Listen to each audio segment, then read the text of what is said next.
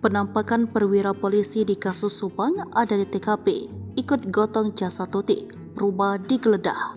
Penampakan perwira polisi yang diperiksa penyidik di kasus Subang akhirnya terungkap.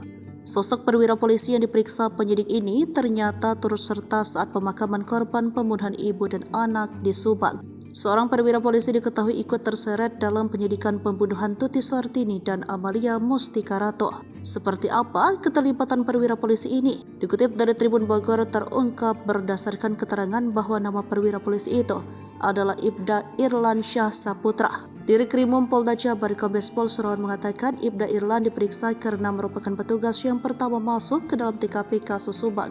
Terlihat Ibda I ikut menggotong keranda jenazah Tuti dan Amalia bersama Kades Jalan Caga Indra Zainal saat pemakaman korban. Sayang, dalam rekaman Ibda Irlan Syah Saputra mengenakan masker. Mereka itu orang-orang yang datang pada saat awal TKP, kata Kombes Surawan. Ia tak sendiri, ada pula Banpol yang diperintah mengurus bak mandi. Mereka ada yang diperintahkan untuk membersihkan kamar mandi, kemudian mengambil barang-barang di sana termasuk juga mobil, katanya. Kabid Humas Polda Jabar Kombes Ibrahim Tompo menerangkan perwira polisi diperiksa penyidik kasus Subang menjabat sebagai Babin Kantipmas.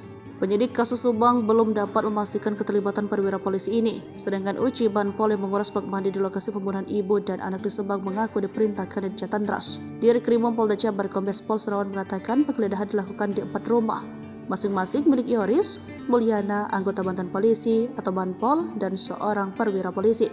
Dari penggeledahan di 4 rumah itu, polisi mengamankan sejumlah barang yakni telepon genggam, memory card, laptop, stick golf, dan golok. Menurutnya, penggeledahan di rumah milik Yoris Mulyana, anggota Banpol dan perwira polisi itu dilakukan lantaran keempatnya diduga sempat masuk ke dalam tempat kejadian perkara.